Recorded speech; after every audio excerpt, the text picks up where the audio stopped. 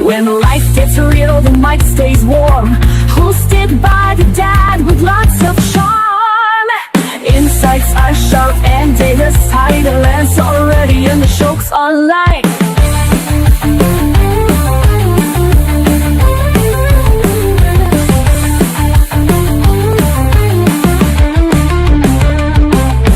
Hot takes, real talk, keeping it true. From high school halls to podcast cues, level and learn a lot. Turn it up, this show is hot. Grab your coffee and let's get into it. No filter, no fluff, just real talk. Let's do it. Ready or not, here we go. It's the time for Murphman to start the show.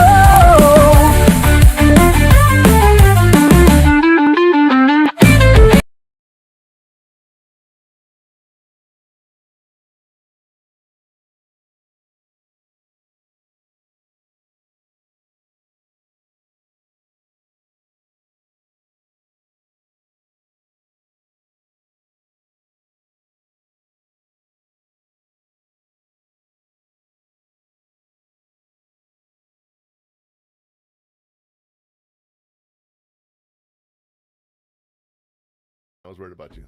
Thank you. A little bit. A little bit. Not too much. Just a little bit. Just a little bit. Yeah. All right. There's so much going on right now. I don't know where I'm going to go today, but let's talk about this real quick. We're talking about the secret sauce of college success. It's not about being the smartest person in the room. I've said this several times. It's about being strategic and planning. And before we get there, I want to make sure everyone knows I am the Murphman. You are Connor. Mm-hmm. We are the co-hosts of the Hot Takes of the Murphman podcast. And our opinions are our opinions alone. Sometimes we'll say something that you'll find controversial. Sometimes you'll find stuff that you'll disagree with what we say. There's nothing wrong with that. If you want to join the show, call us at 915-201-0887. We'd be happy to hear from you. If you want to email us at murphman@purehottakes.com, you can do that as well. You can go to our socials at any Pure Hot Takes social medias, and you can message us there as well. So we hope everyone enjoys our show today. But I just want to, again, our views are our views alone. We are not experts, although we pretend to play them on TV. You know, and sometimes some adult language might slip out. Not intentional, but it does. I do my best in editing to try to fix that, but just giving you guys a heads up right now if you're listening. You never know what we're going to be talking about, right? True. You know, but before we get started, what's going on in the world today? What is going on in the world? We're bombing Iran. Well, I didn't know if you want to talk about politics. Well, no, we're not talking about politics. That's technically politics. Well, no, I lie. That's a current event. Now we talk about the reasons they're bombing Iran. That's politics. Okay. But you know, back in 1990, when we started, Iraq invaded Kuwait, and we were doing all that stuff with Saddam Hussein. We had a thing called Desert Shield, right? And back then we had a general of the army called Norman Schwarzkopf. And the Desert Shield was to protect and make a blockade, right? A shield, much like our heat shields. Then I went and bought a sweatshirt that says Desert Shield, right? Because, you know, military, right? All that stuff. As I'm getting home, I turn on the news, we're bombing Iraq. It became Desert Storm. Oh my God, that shit. That's funny. It really was. It was. But the thing about Schwarzkopf, he went in there and he just laid waste to everyone for like 168 hours, I think. I don't remember. That number just came to my head right now. I don't know if that's even a real number or not. But we just leveled everything, right? I don't know how bad we're going into Iran. We'll see tomorrow. But I'm hoping they do what we did, because we had air superiority. There was hardly anything, although there was still some lots of injuries and lots of deaths, unfortunately. But I hope it doesn't get that bad here, you know. I hope it doesn't start a world war either. You just never know. So I hope not. We were talking about nuclear bombs last week. That's the whole reason that they're invading Iran, because they don't want to stop their nuclear bombs. It's not the first time we've done this, and it won't be the last, but it is what it is. What else is going on, Connor? Anything else? No. Not that I know of. I don't know any current events. Oh, well, I got to tell you all. I've told you about stream915.com where we stream our content here. It's a paid subscription. You got to pay to see us. All right. Right now, you're getting it for free if you're watching it right now. If you're not, check out stream915.com. We're going to go live tomorrow with our episodes. All right. And March 8th, we're going to have a grand opening at the Shops at Solana, the old Sunderland Park Mall. I got to tell you, I cannot wait for that, Connor. Really? Yeah. Well, what was it? Excuse me. What was I working on yesterday? The animation for the intro. No, would that count as an intro? Well, I was working on a new podcast and a new radio station show that we're going to be doing. Yeah. Yeah, so I'm going to be doing stuff from the studio there at Sunderland Park Mall, or I should say Shops at Solana. So next week, we'll give you guys more details on when everything's going to happen. So if you're interested in coming out to meet the Murph Man, meet Connor, you're welcome to come on out, and we'd be happy to have you. But what do you think, Connor? You think it's time to ignite the fuse? Yes, sir. I think so. It is. Let's ignite the fuse.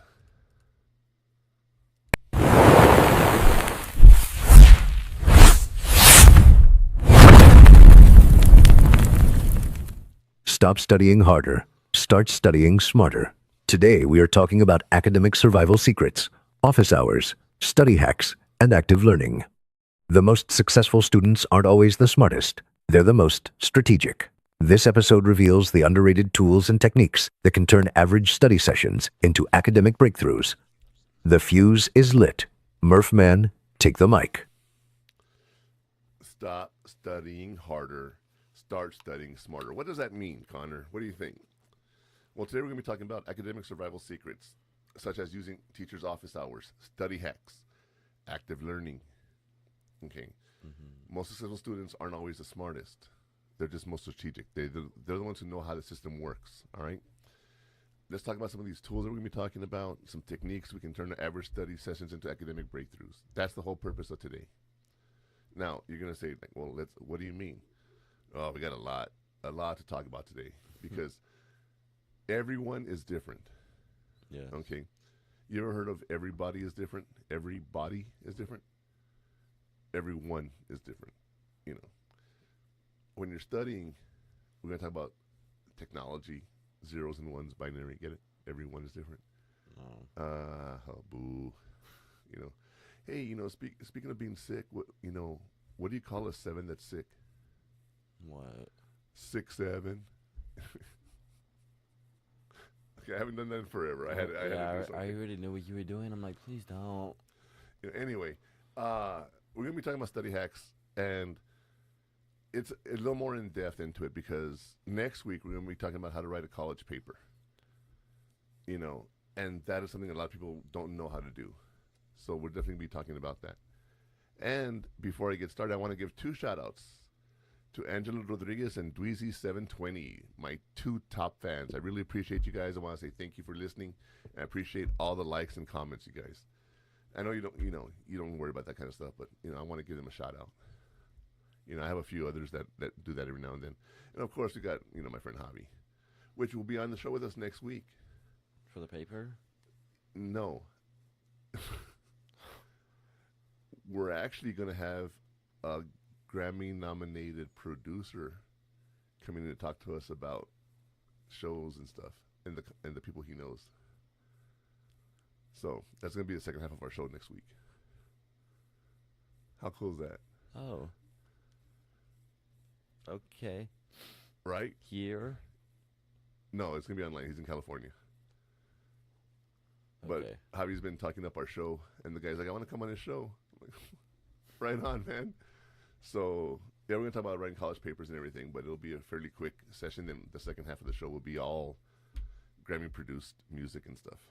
So, what do you think about that? Yeah, sounds good. Because I'm going to be doing my own DJ show, so it's like I have some stuff I want to work on there, see what he has to say. But anyway, I think it's time we get to the question on everyone's mind today. It's called the burning question. Mm-hmm.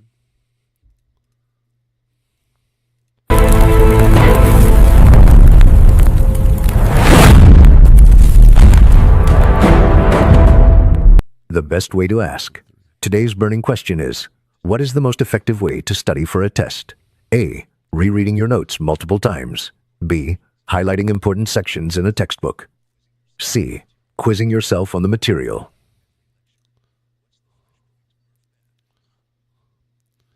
All right, let's talk about this flashpoint, okay?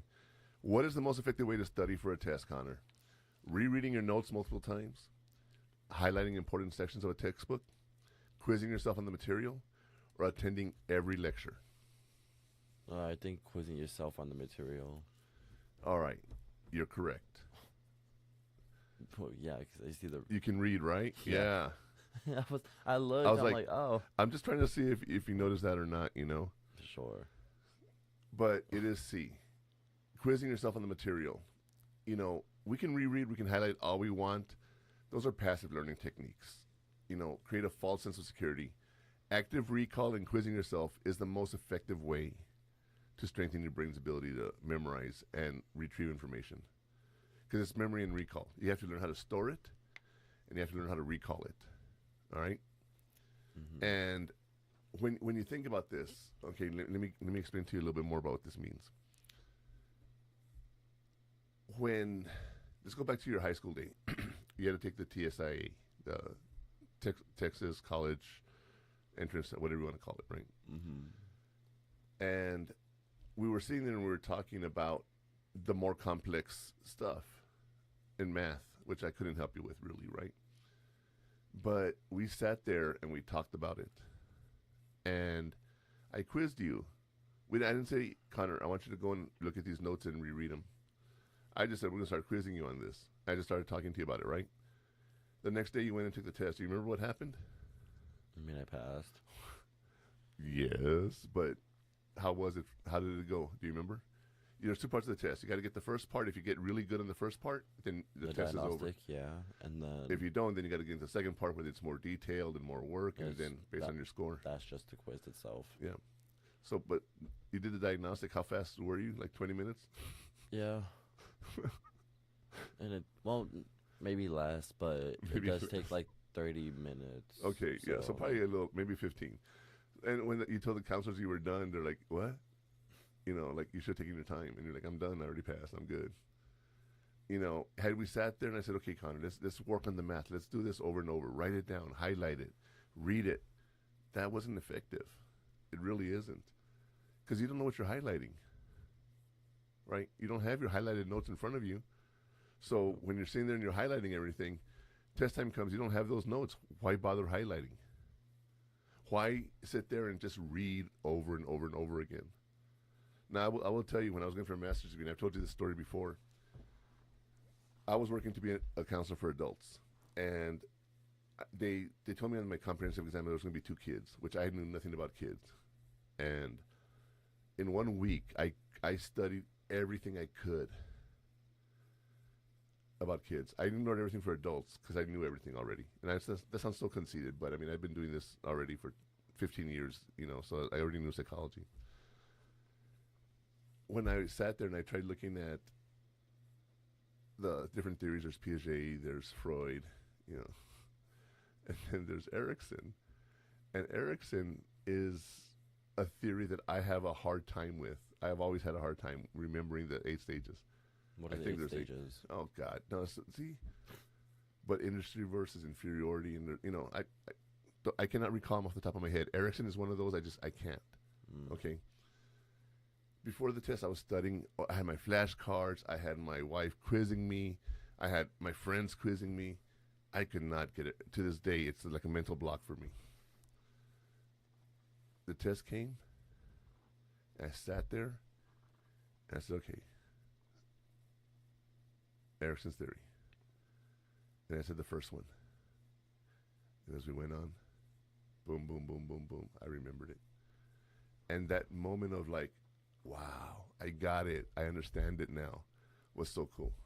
You know, I didn't highlight stuff. I quizzed myself constantly all week long.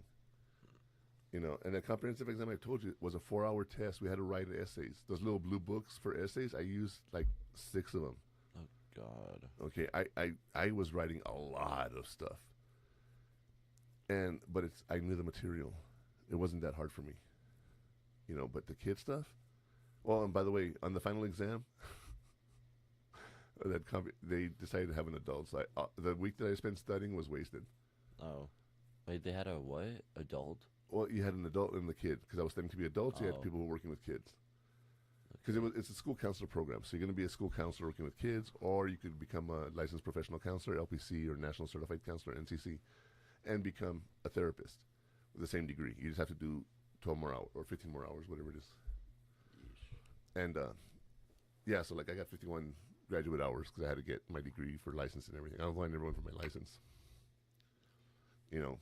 but.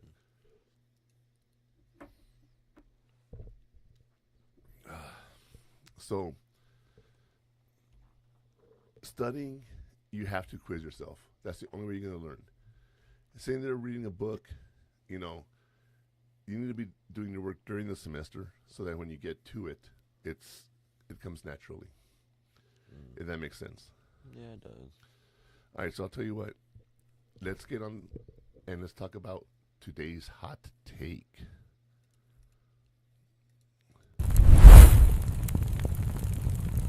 Value is the only relevant metric. Today's hot take is this: cramming is self-sabotage, not studying. The fastest way to get an A without spending all night studying is to start your study session by taking the final exam, testing yourself before you review. Murph Man, it's your turn to fan the flames. If you wait till the last minute to study and you have to cram, it's too late. It's too late. It doesn't work that way. Okay, you need to work on the class all semester long. It's an overnight thing is not going to work. You're in college now. It's a real thing, Start your study session by taking the exam. I know it sounds so stupid. You've heard of a pretest, right? Well, that pretest gives you a gauge of where you are. If you go in and I like to use AI, right? Mm-hmm. Literally, hey Gemini, you could be laying down in bed, just talking to Gemini, and be like, hey, quiz me on this, and then you upload the syllabus or you upload your notes, whatever you can, and it'll review your notes for you and come back and give you quizzes. And you can talk about there's apps you can use too, like Quizlet and Anki and all that, right? We'll talk about that later, but you can ask yourself the questions, and that's the best way to study. Now, when you have to do the work, that's hard. You gotta go online and say, okay, give me a question with this for math or chemistry or physics or whatever, and you have to actually work it out. That's different. That's memorization. Okay. Like on TikTok, have you seen that guy who does physics stuff? Like he'll see someone jumping a car on a sand dune, right? Oh. And he's like, let's see if this is even possible. Well, we know that is a Toyota Tacoma, whatever vehicle. The measurements are this much. We know he's traveling this distance because he can measure the car and then measure a distance outright and say, okay, he's going this fast. The angle he's going at is this angle. And he starts giving this whole like physics rundown. Okay. And tells you if it's real or not. And it was an RC car. Right. But yeah, he does all this stuff, and he just talks about it. It just comes like so naturally to him, and I'm just like, this makes zero sense to me, But when you need to learn formulas, you just need to learn them. It's memorization, but it's also being able to retrieve them whenever you need to, like doing math. Like right now, I mentioned binary, right? Well, yeah, the zeros and ones. I do not remember how it all works. I don't remember binary. I know it's zeros and ones and 8 categories and how they double. I know how to count it. Adding them together, doing the math with them. Okay, I can do real basic stuff. Yeah. But to turn on gates and stuff in electronics, I don't remember how to do any of that anymore. Technology has changed so much since I started. It's like, yeah, in my day we had to ride a bike to get electricity in the house. Shut up. Yeah. But yeah, so we're going to get into a lot more detail here as we go along. that's our hot take for the day is, cramming is just wasting of time. But before we dive deeper and we need to make sure that we're on the same page, we're going to pause here, go on break, and when we come back, we're going to talk about laying down the coals. Stay tuned. It's time for a break. Hot Takes with the Murph Man will return after these messages.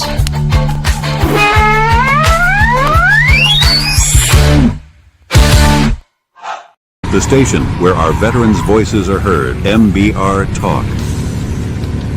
Find us on the web at mbradio.us.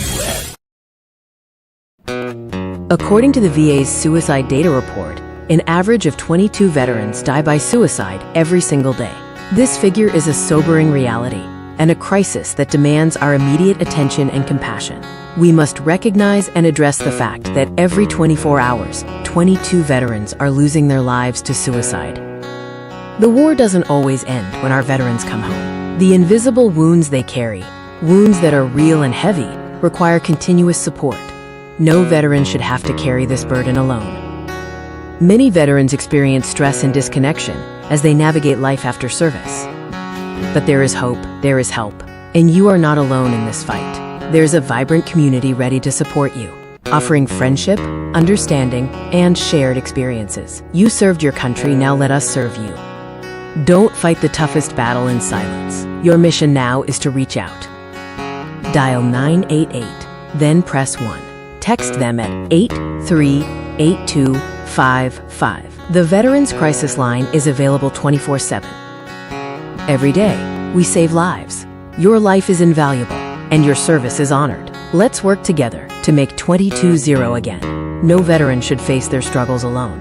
Together, we can ensure every veteran finds the support and hope they deserve. He gets help, but he still feels off. Sees an ad on the TV about a dog batting said, "This is a man's best friend." Whoa, so he goes one day and he picks it up. Never thought a dog could bring so much love and put a smile on his face. But he's finally found a saving grace. He needs help, but he don't know the path to take or the way to go to be free. Put his mind at ease. We will help, 'cause we can't stand to see a soldier go to God by their own hands. We will do everything we can to make 22-0 again.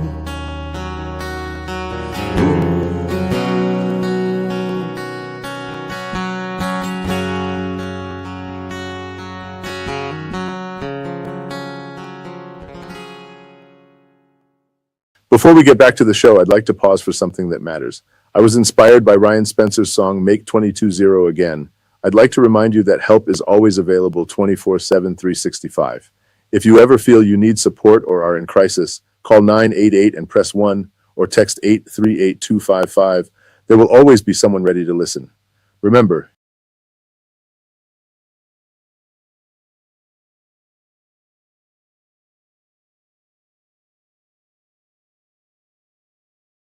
It was good. I just stretched my legs a little bit. Yeah, we need to do that every now and then, right? Yeah. So, I'll tell you what, let's upgrade our study game, Connor. What does that mean? Well, we're back, and we need to talk about our definitions, our terms we're going to be using throughout the show today. In a section called Laying Down the Coals.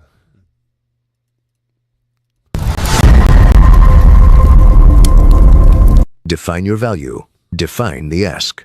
Before we dig in, let's clarify some of the key terms we'll be using today while laying down the coals. Active recall, the process of actively stimulating your memory during the learning process. Instead of passively reading, you force your brain to retrieve the answer. Spaced repetition, a learning technique where you review material at increasing intervals over time. This fights the forgetting curve and cements long-term memory. Office hours, dedicated time set aside by professors for students to ask questions and get help. It is the most underutilized resource on campus.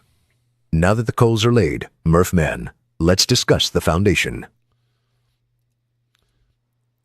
All right, so let's talk about the terms. All right, the coals, the foundation of what we're going to be talking about today. Active recall, the process of actively stimulating your memory during the learning process. Instead of just passively reading, you forced your brain to learn to retrieve the information it's looking for. Do you remember what osmosis is, Connor? Nope. Never heard of it. Absorbing chemicals through the skin. Oh. I used to lay down with my book under my pillow, hoping I would just absorb all my knowledge. Didn't work. Maybe you have to use a book as a pillow. Skin and skin. Yeah, contact. maybe it had to be skin to skin contact. Yeah, that's funny. Oh, my God, that's funny.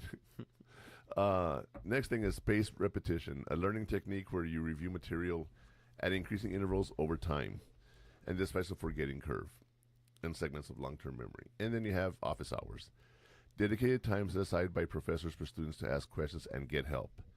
It's the most underutilized resource on campus. All right, why is that so important, Connor? Going to talk to your teachers. Because you need to get a good connection with them, and if you need help, it's good to talk to them. It is. It is.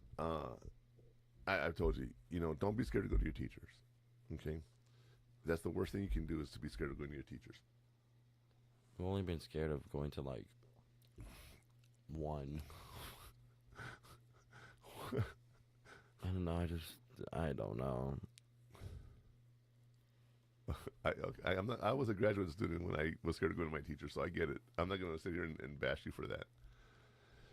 But the thing is that active recall, okay, is the steady working toward learning.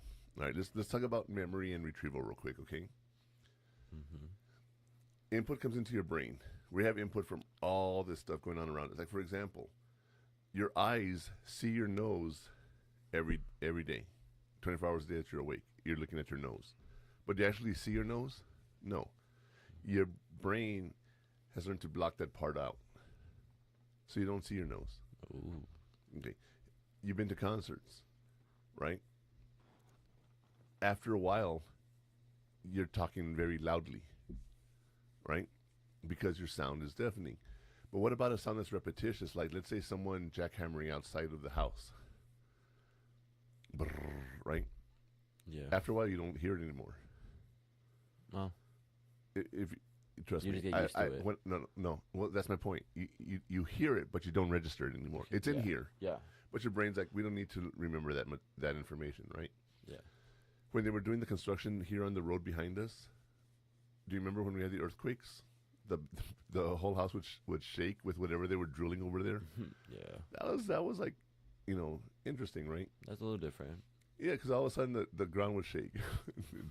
all our beer, liquor bottles and everything would just rattle, and it was weird. It was different. It scared me. Yeah. Yeah, And let's not forget the actual explosion we had a block away from our house, right? No. That was just a loud Not even noise a out of block. nowhere. That's like literally 2 doors down. Literally like two or three houses. The house behind us had a building behind it that had an explosion. Yeah. But I meant like even then, like house to house to house. It's like Yeah. almost there. So Yeah. So that was a loud sound that just came out of nowhere. You're going to register that, okay? But your brain does all this stuff for you day in, day out. You don't even realize what it's doing. And part of it is everything you see and do is put into your memory. It's stored. Yeah. Then there's short-term and long-term memory.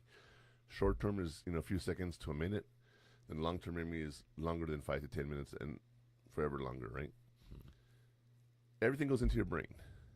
At some point, your brain says, we don't need to know this, and it drops it. It decays it, just destroys it, doesn't, keep it. But the short-term memory, like, for example, if I tell you, repeat 3 numbers to me, 1, 2, 3, 1, 2, 3, okay. 5 minutes later, come back and go, what were those 3 numbers I told you to remember? What? Right? Yeah. This has happened to everybody. When you do multi-factor authentication, the 2FA, it tells you what's the code, and you go to the code, and you're used to either a 4-digit number, right, or a 6-digit number, and then they end up giving you like an 8-digit number with letters. You're like, oh crap, hold on, way 2 7, right? You got to go back and forth between the app to write it. You know, our brain doesn't learn how to do that. But when we're remembering stuff, it's storing it and learning how to retrieve it. For example, if I give you a phone number, okay, let's give out our number again. Someone wants to call 915-201-0887, right? That's how you give a phone number. Now, I want you to think about this. I'm going to give you the same number, all right? 91 915 52. Hold on. No, let me give the number. 91 52 270 887. What? Right? Because it's not given to you the way your brain is used to receiving it. Same numbers, but not the same way. Another example is your stupid alphabet. What And I is say it? stupid alphabet. I'm going to sing the alphabet song real quick, okay? Okay. A, B, C, D, E, F, G, H, I, J, K, L, M, N, O, P, Q, R, S, T, U, V, W, X, Y, and Z, right? Do yours. No, that's mine. No, it's not. You were doing something weird yesterday or the other day. Oh. A B C D E F G H I J K L M N O P Q R S T U V W X Y Z. Same letters. Yeah. Same letters. But all of a sudden your rhythm is different than mine, and my brain's like, wait, what? Because I remember on TikTok, kindergartners are learning it like that. So. Oh, there's a few ways of learning stuff now, you know. Well, but like a while ago, so it's like it's I don't know. You say alphabet, and that just pops up in my head. So all I think about is just I don't say it fast. Right, but it's a different rhythm. Is it wrong? No, it's just different. You know, core math, learning how to do those things, learn how to use an abacus or whatever the case may be. You know, there's so many different ways to learn stuff. But you have to figure out which way your brain works. That's the most important thing here. I'm pretty good at memory. I can recall pretty good stuff, pretty good details. When I'm counseling somebody, you know, I'm working with them over years. I might come back and see them, 5 years later. I have a pretty good memory of what I was talking to them about, you know. When I'm a counselor and you're talking to someone, the worst thing you can do is I'll say something like, hey, so what do you do for a living again? Oh, I'm a teacher. Oh. And, like, how does that work? I'm like, we talked about this last session. You don't remember? It's really annoying as a patient to have your counselor not really understand you, right? Now, as a counselor, you don't expect your patient to remember things you say. You know, like, do you remember I do this with you all the time, not as a patient or counselor, but I'll say, hey, do you remember when we talked about this? You're like, no. You don't even try to recall it. You don't try to If it retrieve doesn't it. sound familiar and I don't have a picture in my head of what you said, then no. Well, a couple episodes ago, we were talking about racial thoughts and racial comments and everything. Do you remember that? No. Now, watch this. I'm going to say one word. It's going to trigger the whole memory. Blue. Blue.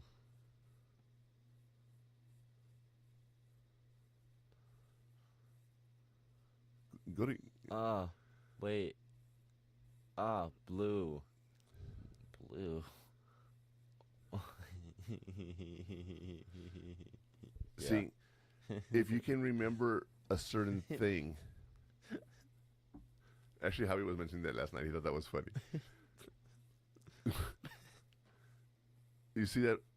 Just that right retrieval cue brings everything flooding back. I was like blue. I'm like first thing I thought of blue whale, ocean. Blue waffle? Don't ever look at blue waffle. I'm looking it up right now on your computer. You can, but you don't want to. Trust me. I've seen it. All right. But yeah, having the right retrieval cue is so important. Like I was saying about Erickson earlier, that very first stage, the very first page is inferiority versus industry.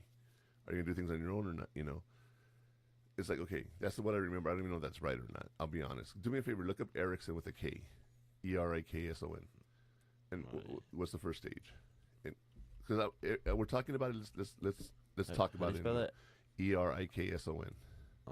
The stages, or what are we Yeah. talking about? Give me the first stage. All right, images. Okay. Holy. Oh, okay. Trust versus mistrust. All right. When you're a baby, you are at the mercy of whoever's taking care of you. And by them taking care of you and meeting your needs, you learn to trust or mistrust people. All right, trust. That's the first stage. What's the next one? Autonomy versus shame and doubt. Autonomy versus shame and doubt. All right. You start learning to walk, you start learning to potty train, right? Guess what happens? You either learn to do it on your own or you get shamed and it's not a pleasant experience. You should not remember your potty training. It shouldn't be a traumatic experience. You should just learn how to do it and you're done. But that's where you get the autonomy versus shame and doubt. Right. Next stage. Initiative versus guilt. Initiative versus guilt. If you're a little kid, you want to go explore the world, right? It's really interesting. If you ever watch people, I know you and I, we watch people all the time, but if you're at the mall and you watch a little kid running around, you'll see them running, and then they run back to their parent. Then they run around some more, and they come back to their parent. That's like their home base, but they're exploring their world, right? But if you're that parent that goes, "Don't do that. You can't go. You gotta stay right here with me." You're not gonna. What was it again? The stages. Initiative versus guilt. You're not gonna. You're gonna feel guilty trying to explore your world. You're not gonna have that initiative to do things on your own. Okay. What's the next stage? Industry versus inferiority. This is where that Sorry. gets bigger, and you start learning to do things on your own. Here. You start doing things on your own, and you learn to be independent. You learn to be industrious, or you feel that you can't do anything. Okay, next stage. Identity versus confusion. Well, who are you? Like, does it show the age bracket there for that? Oh, I don't know. 12 to 18. As a teenager, what's the title again? Identity versus confusion. Role confusion. Who are you as a teenager? That is such a big question. You don't know exactly. You know what I mean? Yeah. So you really have to work hard on that. You really have to work hard on it because who are you? You got to learn who you are. And then what's the next stage? Intimacy versus isolation. Dating or being isolated. Pretty simple, right? Yeah. Yeah. And then Self-explanatory. Generatively versus stagnation. either you grow or you die. And I don't mean like die, but you grow emotionally, knowledge, mature levels, all of that, right? And then the last stage? Integrity versus despair. Yeah, either you're happy about what you've done or you're not. Okay, the real simple breakdown of everything, but that's Erickson's theory. Okay, trust versus mistrust being the very first stage. Okay, that's the one you got to remember. I remember industry versus inferiority because I worked with middle schoolers and high schoolers. That's where I started looking at Erickson's stage. That's why for me, that's the first stage. I don't really worry about all the other ones. Hopefully by then you've already mastered them, you know. Yeah. But that cue is so important because if you have to learn what you're going to teach yourself. Like, for example, what class are you in right now? Discrete structures. Yeah. Can you give me any concept you can think of that comes to mind right now? The quint tree. Quin tree? I've never even heard of that. But going back to Latin roots, we talked about vocabulary. Quin is 5, tree is branches. So there's 5 branches? No. Yeah, see, you know. No. But you say quin, that comes to mind. Also, the Quinjet from the Marbles. Two completely unrelated things, but the word quin triggers that memory in me. See that? What else? Give me another class that you're taking that you can think of just one word that, and it brings up the whole class for you, or a subject or topic or something. Ooh. Rhetoric and composition. You. Rhetoric and composition. You. You. What do you mean you? YOU. What is that? It's we're studying on us technically, Okay. and writing essays about literally us. The whole thing is about you. All right. You know what I mean? Yeah. Like, So it's notes and lectures from like other stuff and books maybe, and then we do an essay and putting that into our lives and making it about us. because you should be an expert on yourself, right? Yeah. You know, last week we were talking about students finding me boring sometimes because I just tell too many stories. Yeah. But I think that's one way to learn. You know, I cover the book stuff, but I cover story stuff. I actually had someone go, "This man spoke for 30 seconds and didn't say a damn thing." I was like, wow, you're entitled to your opinion. There's nothing wrong with that, you know. But as a teacher, if you're listening to me, maybe that's not the best way to go all the time. You know, you got to mix it up a little bit. And, you know, as a teacher who's been certified and everything, they teach you how to do that stuff. There's Bloom's taxonomy. There's so many different things you can do to teach people that it's not just your experience. But remember, I was a counselor, became a teacher without any training. And I've been doing it for 25 years now. You know, obviously, my techniques have gotten a lot better when I'm teaching. A lot better. You know, but it's still one of those things. But I'll tell you what, speaking of stories and telling people ourselves, let's hear about a story from the fire. Mm-hmm. In our segment, Story of the Fire.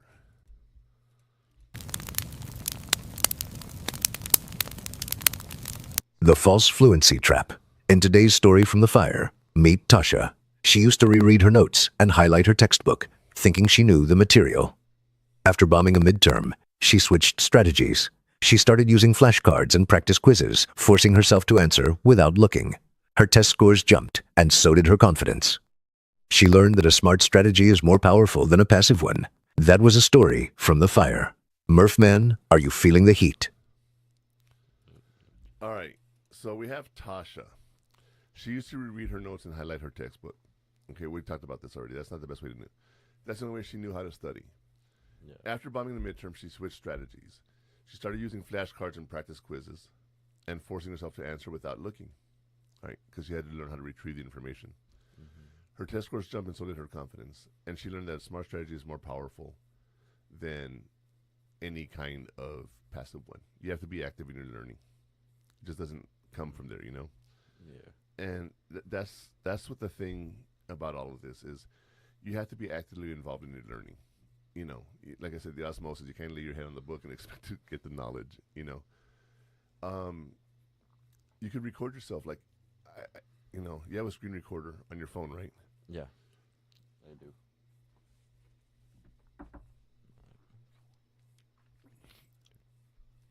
You can actually record your voice. Why would you want to do that? I don't know. Voice messages.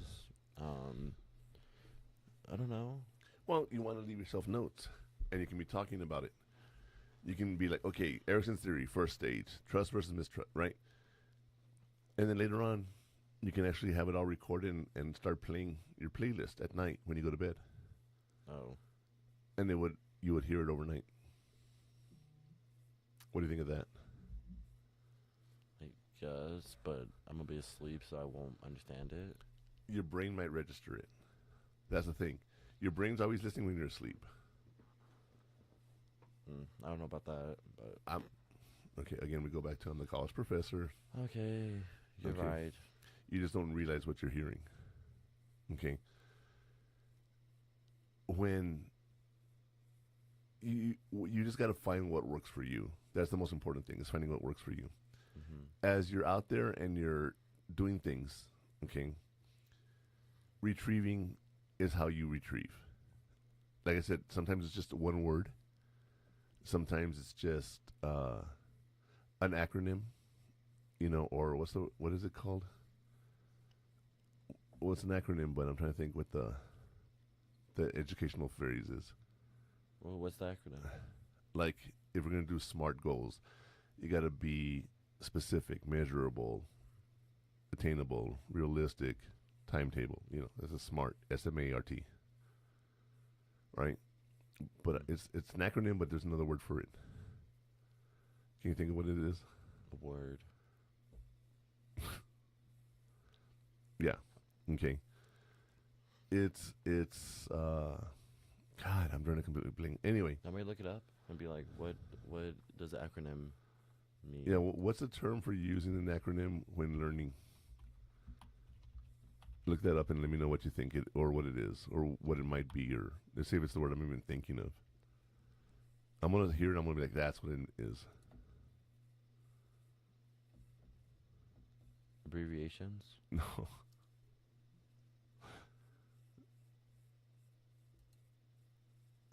Mm-mm. Oh my God.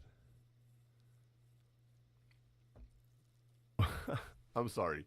This is gonna kill me if I don't get this. Look up.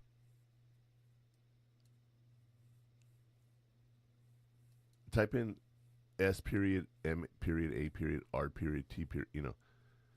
Goals is also known as a, and see what it tells you.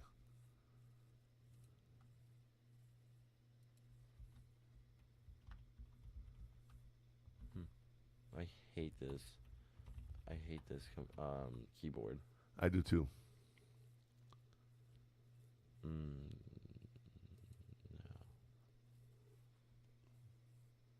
Nothing. Mm-mm. Mnemonic. Mnemonic. That's nowhere. Yeah, on here. do mnemonic. PNEUMONIC.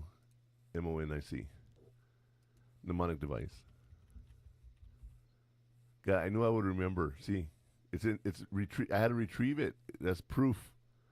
That's proof. Not mute. How do you say it? Mnemonic. Mnemonic. Mnemonic. What is it? Give the definition. Mnemonic memory technique. Mnemonic. Mnemonic. Mnemonic. Mnemonic. Mnemonic. New. There's an M though. I know. Okay, Mnemonic. Mnemonic. Okay. They are memory techniques such as acronyms, rhymes, or visualization that helps the brain encode and recall information more easily by connecting new data to establish knowledge. I know you don't speak Spanish, but there's a song that we used to sing when we were kids. Dos y dos son cuatro y cuatro y dos son. It's 2 and 2 is 4 and 4 and 2 is 6. Right? It was a way to learn how to add numbers and get to 16. So that mnemonic devices, that's the phrase I could not remember. I even had a little note, and I dropped a post-it note to remind me what it was. Mnemonic devices, whatever it takes for you to learn the material is what matters. Like, I never learned mnemonic devices. Do you remember my story about the kamikaze in history? When I had to learn how to, we were doing World War II and the kamikaze. God, I cannot remember what a kamikaze name was, but I could remember the shots I took in Juarez. Yeah. It's like, that's what recalled my memory was the shots, not the memory of what a kamikaze was. Because I remember hearing it in class, someone saying a kamikaze is a Japanese pilot that, when he's out of weapons would kill himself by running into ships or whatnot. I'm like, oh, is that what the shots are? Yeah, it makes sense. You're really shooting yourself in the foot when you're doing kamikaze shots, right? In my day, we used to do like 10 at a time and whatnot. But when you figure out what it takes for you to learn, don't stick to that. Always learn new stuff as well, Connor, because your brain is constantly growing and constantly learning. And what works today might not work tomorrow. If you can come up with an acronym or a mnemonic device or even just a phrase to remind you of what Erickson's theory is or whatever, you know what I mean? It's one of those things that as you practice it, you'll get better at retrieving stuff. There's, like, for example, there's people that can tell you a day of the week. You give them a date, like April 2nd, 1922, and they're like, oh, that was a Tuesday. There's a formula to use for that. Like if it's this day, this year, odd number, this, I forget how it's done. But they retrieve information very quickly. There's also games people play to do math and learning, just there's so many different ideas out there on how to store and retrieve your information. Yeah. But what do you think works best for you? I don't know. I'm still figuring it out, but I guess AI helps me. What? Just the okay. Like if I missed a lecture, I would just put the recording onto Turbo, and then it shows me, and I'm like, okay, Right. yeah. I try not doing too much because if I see the word and I just like look at it, I'm like, okay, I know it. One thing I think that one way I think you think, one way I think you study better is in groups. No. Well, it's supposed to, but not for me. So let's see if you can think about why that is. I don't know. Because when you're taking the test, you're not in groups. Oh, Hold on. so you what? No, I just gotta show TikTok. I'm still here live. I thought you were. No, but I have to do a captcha to prove that I'm still here. Well, what were you saying? Well, you're studying Oh. a group, but you're not in a group during the test. So the environment, It's different. yes.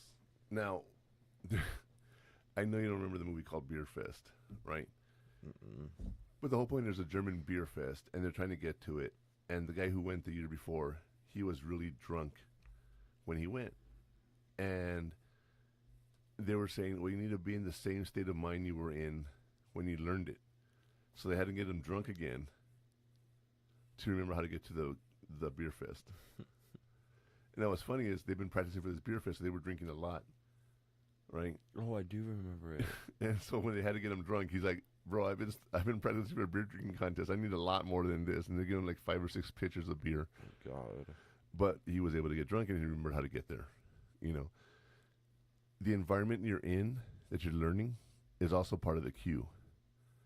If you're in your bedroom, your brain isn't thinking this is my study area. So dedicating a time and a space for studying is important. Okay? Sitting there and working on stuff. You know, you don't have to work on your desk. You can work on the kitchen table. You can work on a TV tray. It doesn't have to be a specific desk, Just somewhere you could just place your stuff at. but that you do consistently. So when you go there, you train yourself to learn. Just like when you go to bed, your bed's for sleeping, not for watching TV or playing Xbox or whatever. Yeah. Right? But as you study, you learn. Before you know it, you'll be doing different things there. You know, and I'll tell you what. Let's get to those actionable steps called the heat map, and we'll talk more about this.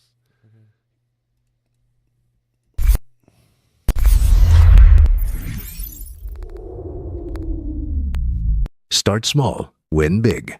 The heat map will show you where to focus your efforts for the most impact. Visit office hours early in the semester to build a relationship before you actually need help.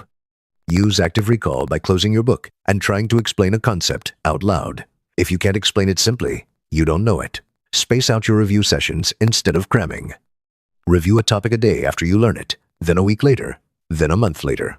Use practice exams as your primary study guide. Focus 90% of your time on the questions you got wrong. The map is drawn. Back to Murphman for the next segment. So we definitely want to be able to use the office hours, go visit your teachers. The spaced repetition, review material at increasing intervals every day, week, and a month later.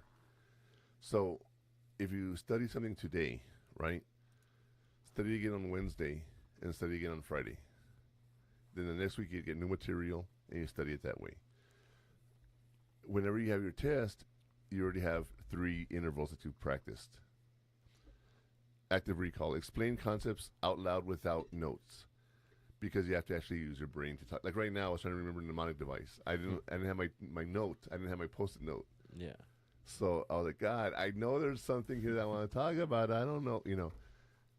Eventually, my brain came up with it. Right. I retrieved it, but I had to go through a little process. And one of the reasons I remember that is because it's a weird spelled word. That's what I remembered, mnemonic. You know, and then of course you got the practice exams. spend 90% of the time on the things you got wrong. Because, again, we go back to you already know what you know. Does that make sense? Think about that for a second. You already know what you know. Why go back and review it? You're just wasting time studying on something that you don't need to know because you already know it. Yeah. Going back and thinking of memories and things that you do to hang out with people and whatnot, right? It's very interesting because you may not be able to recall people in your life. You know, you may not remember their name or where they live, work, play, how you know them, but you know them from somewhere, right? Yeah. And sometimes they can say, well, we have a mutual friend or whatever. Last night at the bar that we were at, there's the song from White Chicks, the da-da-da-da-da, whatever. Crazy in Love, yeah. What is it? Crazy in Love. Crazy in Love, yeah. by Beyonce. And this guy comes up to me, don't know this guy, right? He starts singing it to me. If I could, I'm like, Oh, okay. that one? That's 1,000 Miles. Oh, that's Sorry, okay. I thought you were Yeah. thinking of the dance battle Oh no, no, with Terry Crews. no. No. The I Okay. miss you. That's what Yeah, he goes. that's And 1,000 sometimes Miles. I want, and he puts his head on my shoulder. I'm like, okay, he's drunk, right? I would sing with him. Well, If I could fly. well, okay. Anyway, that's not the point of the story. So this guy is just like singing to me, right? I don't know who he is from anything. But I'm listening to the song and I'm remembering when I saw White Chicks in the movie and, you know. And then Javi comes over and I'm like, hey, let me introduce you to Jaime, and, you know. And Javi's like, what's going on? And this guy, I still don't know, starts keeps singing this song to me, right? I love this song. He starts, and then all of a sudden this girl walks up. She puts her arm around me. And she's like, hey, I got you a beer. And I'm one of those, I'm a hugger. So I went and kissed her on the cheek and she said, thank Why you. would you kiss her on the cheek? Because I just did. Okay. And then she walked away with Jaime. And Javi's just like, he's in love with you. She buys you a beer. What do I need to know here? That's funny. It is, right? Now, how do I remember Jaime's name? I don't know. Because I introduced him to Javi. Javi, Oh. Jaime, Javi. That guy could walk up to me right now. I wouldn't remember what he looks like. That girl could walk up to me right now. I wouldn't remember what she looks like. But if she were to say, hey, I got you a beer at this bar. Oh, yeah, I remember you. Well, yeah, 'cause no one gives you a beer. Right. And she actually got me a beer that I drink. It was a little weird. I'm like, are you sure he wasn't a student or something? No, I haven't taught in a classroom in years. Yeah, that's why. No, it's okay. An old patient is not going to walk up and buy me a beer, although that has happened. It's really awkward. You know, like when I was doing the Geeks to Drink and I bumped into that student. Hey, you're Mr. Murphy. I'm like, well, yeah. And he's like, you're my psychology professor. Oh, you remember me? He goes, yeah. Like that class was so much fun. He says, I said, do you still remember anything? I always ask, is there anything you remember from my class? Because sometimes there's one or two stories kids remember. I say kids, they're not adults, right? Yeah, but you're kids. Yeah. And he goes, well, yeah, I became a sports psychologist because of you. Wow. That's pretty cool. You know, there's another thing, there's a story called Who Moved My Cheese. You know, I love talking about Who Moved My Cheese. See, you always, you know. Every time.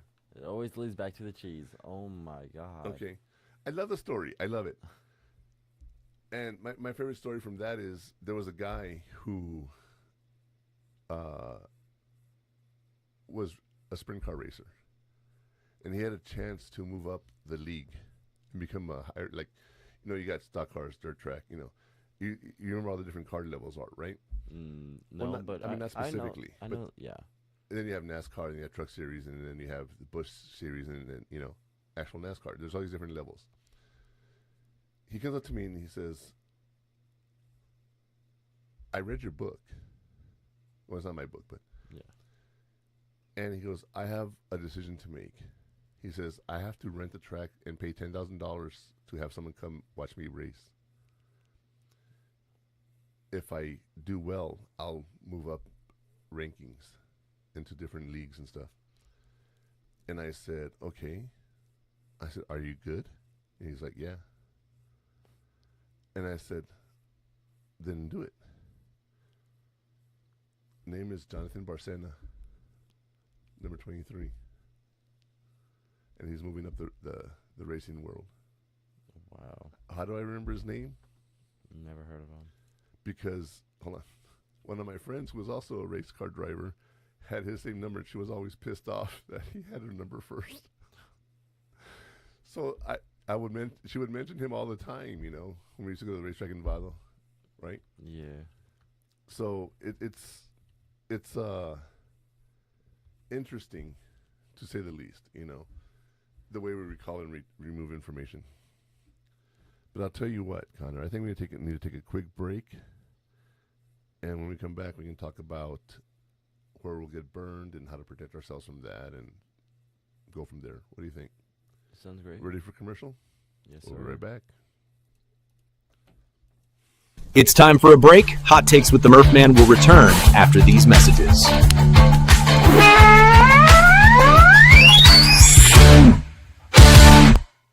The station where our veterans' voices are heard.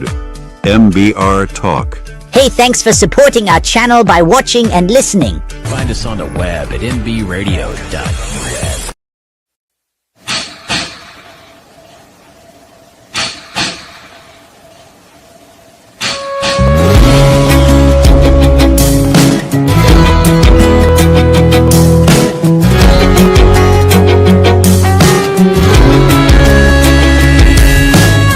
Staring out this hotel window, many floors above. What's missing down there is love. Thinking through the smoke that fills my mind. Don't worry, it's not my first time. Adios amigo, so glad I seen you. I won't be seeing you around. Adios amigo, I've been looking for you since I stepped foot in this town.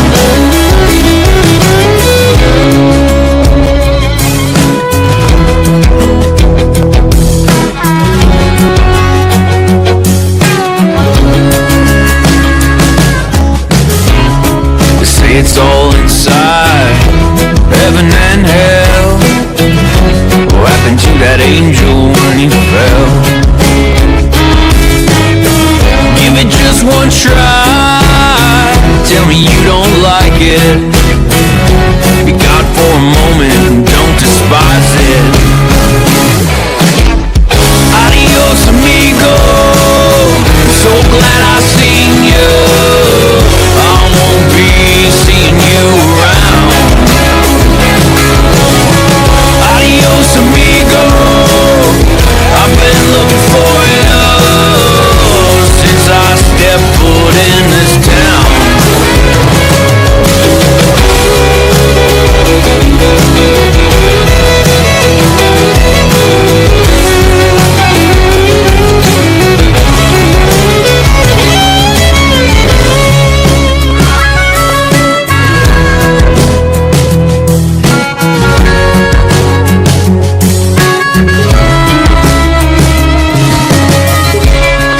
Step outside and breathe, play a little in the street. Hope it's not me they're sending. Move on from over there, get the kids a little scared. Oh, these fences, they need mending. Adios amigo, so glad I seen you. I won't be seeing you around. Adios amigo, I've been looking for you since I stepped foot in this town.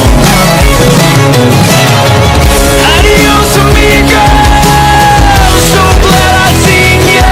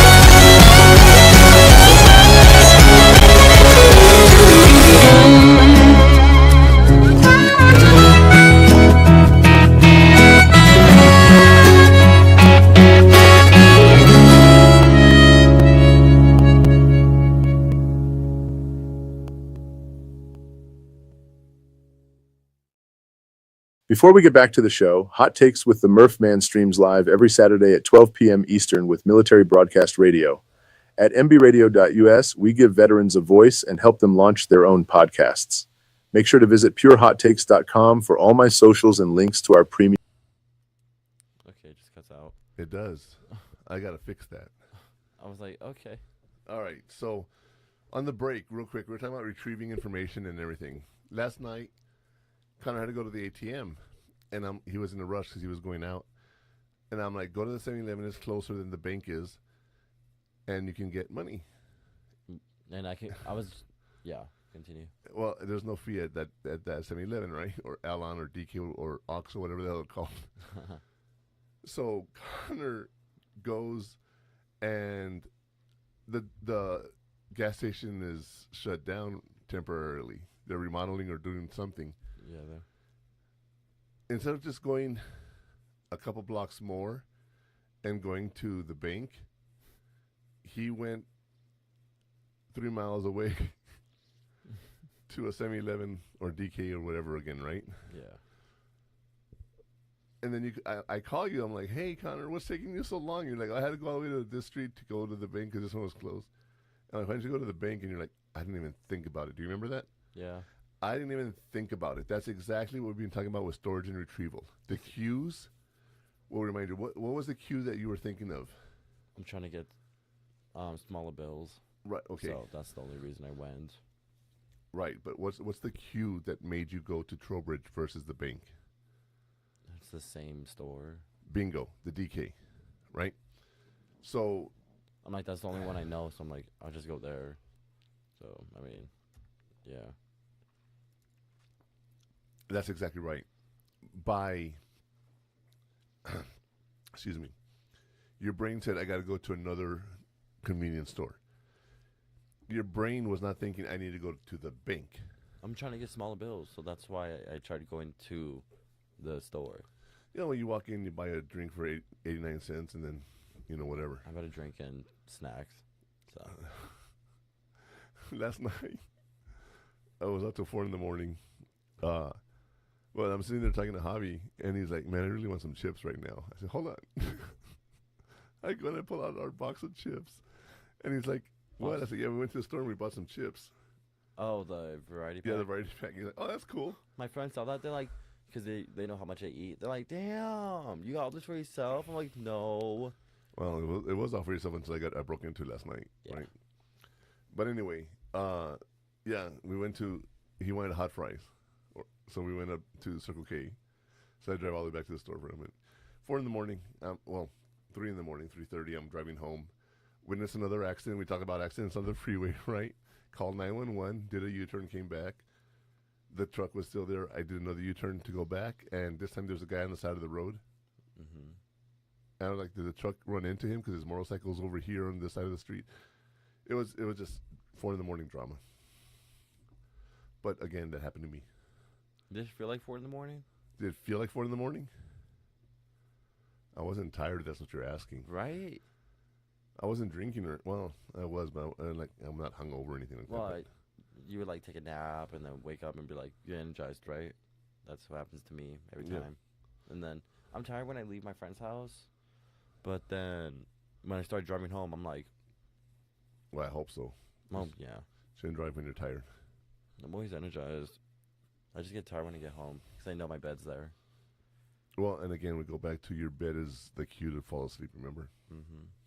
So, yeah, anyway, the whole point of that retrieval cue that we're talking about was in your brain, you were thinking DK 7-Eleven, Al-Anon, whatever, Al-Anon, Alcoholics Anonymous. But you weren't thinking bank. Okay. You weren't thinking bank. No, I was thinking money. Right. And I'm like, convenience store, buy a soda. You weren't thinking go to the bank, which gives you change. Yeah. Mom, no. Yeah. The other one's in the far side. I told you that. And the point being is, I missed both entrances. I forgot I had to turn a little bit before the street. I turned to the street to go to Viscount. I'm like, wait, no. I go back around. I'm like, there's no entrance on Viscount. Dang it. I go back there. There's no entrance. I'm like, okay. I go back, and I almost missed it. For future reference, I'm going to tell you something. any bank, anywhere you go get a withdrawal, It's the first one, first entrance. there's a fee. We'll get that refunded. So you can go. You don't have to go all the way to another 7-Eleven. It is that one was free, and you don't have to worry about it.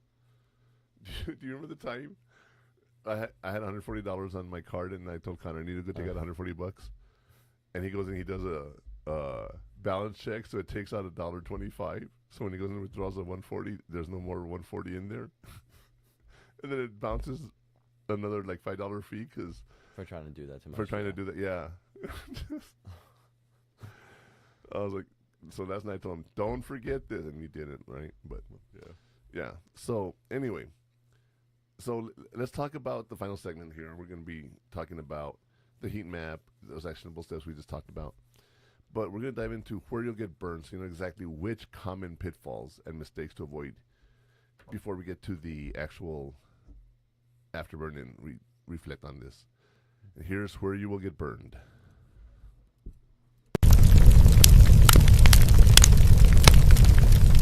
The passive trap. Let's talk about where you'll get burned. These are some common pitfalls. Relying on false fluency. Just because you recognize the information when you read it doesn't mean you can recall it on a test. Waiting until you're failing to ask for help. Office hours are for prevention, not just emergency surgery. Highlighting everything. If everything is important, nothing is important. Highlighting is passive. Flashcards are active. Danger zone identified. Back to Murphman for the warning. All right.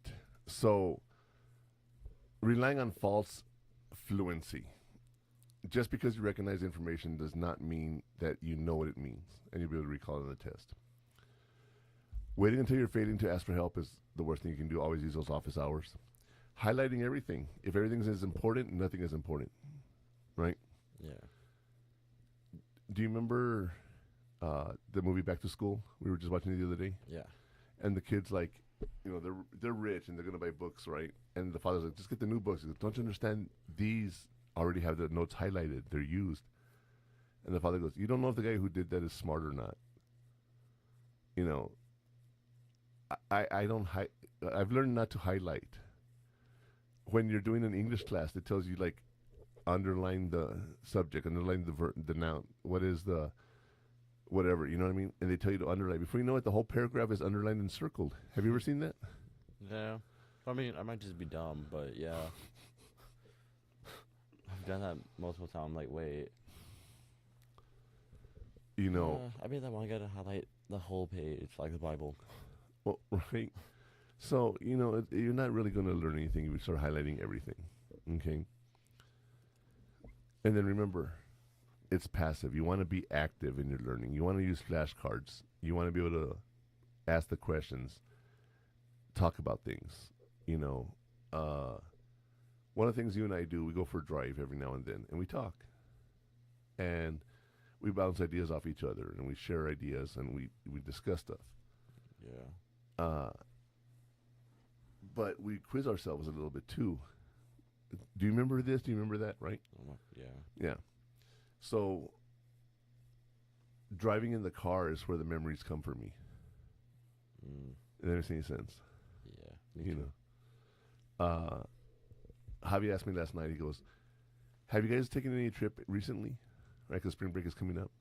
And I was like, when was the last trip we took? And I was like, I remember, but do you remember, what do you think is the last trip we took? Amarillo. Amarillo, right. And we ate the 72-ounce steak challenge there. That was the last thing. I was It's a only year been ago. 2 years. Yeah, a year ago. Because I bought the new engine in February, huh? Yeah. A year ago. I thought it was two. Yeah. Anyway. Nah. Yeah, last Christmas we went to Amarillo. No, he's like, why Amarillo? I'm like, because we went to go eat the steak. And he's like, oh, that's right, you know. And I'm like, I want to do that again. He goes, is it really that big? I'm like, yeah, it really Yeah. is that big. Let him go with you. Well, I will. You know, we were talking about doing that during spring break. And I'm like, I don't know. Should we do that? Would you go and just sit down at a table and just have a steak? Yeah. But not do the challenge? No. I'd watch and be like, hey, guys. But I'm going to be like, can I just get like a 12-ounce steak? 12 ounce? Try again. I don't know. I don't know what I eat. A 12-ounce steak is slightly larger than your palm of your hand. That's a good size. No, it's not. I have to take my portions slower and have smaller portions. Okay, yeah, because what the doctor told you, I understand that. But that has nothing to do with what we're talking about. You can eat Oh, yeah, I can. 3, Pounds. 3 pounds. 3 and like 3/4. which would be 54. 3 of the 12-ounce steaks. No, wait up. No, more. 4. I was thinking 36, but it's 48. I don't know. I'm just... You know, I can eat a lot. That's my issue. I know. But again, we go back to, taking a trip and doing things and the memory, right? Yeah. After that challenge, when was the last time we ate steak? Honestly, Never. Well, I don't, in the last year, I think maybe I've ate steak once. Golden Corral. Well, okay. And then Yeah, I I went guess that's the only out. time I eat steak. But I mean, I don't go and order a steak. At Golden Corral, I'll get steak because it's there. Yeah, last time we actually got steak was that. Literally that, or Golden Corral. No. Well, I know. Was it Dave and Buster's we ordered a steak one time? That No. was before. That was before. When you yeah. were still doing the games. Yeah. The bingo. But yeah, it just that memory sometimes is stuck with us. That steak, we'll never forget how big that steak was, right? Yeah. But the trip was cool. What's the other thing you remember from the trip? The arcade. We didn't do much, but Okay. we went to go see it. What do we even do there? No, well, that's where we bowled. Remember the hyper bowling and that we did the escape room and. That's right. But that's not the memory I was thinking of. Oh, Come on, what's the other thing of the big What? Texan you remember? Papa John's. No, I don't know. Red Lobster, Red Robin. I mean. no. Alex the Russian. Oh. Oh. Okay. You don't remember him? No, I do. Now that I say the Russian, you're like, oh, I remember Alex, right? Yeah. We should call him up one day on the show and be like, hey, Alex, what you doing? He's not gonna answer. Yeah, he will. He won't. The question is, will he remember who we are? Probably not. Probably not. We have to get him drunk. Yeah, yeah, and he was Russian. He could really drink. That yeah. That's crazy. Now, let me say one more thing here real quick about those pitfalls, you guys. We get into a habit, and that's where we fall into pitfalls. Don't do the same thing over and over. Always try something new. Okay? Me, I've been teaching for 25 years, and I told you my technique has changed over the years. Yeah. Counseling has changed over the years. It's just, you have to evolve in whatever you're doing. And just see what works best. Yeah. Okay. And you might find something that works, and then realize later on that it doesn't. I was gonna say yeah. Okay. So be fluid and change. But I'll tell you what. Let's talk about those heat shields that are going to prep us for protection. All right. Here are our heat shields.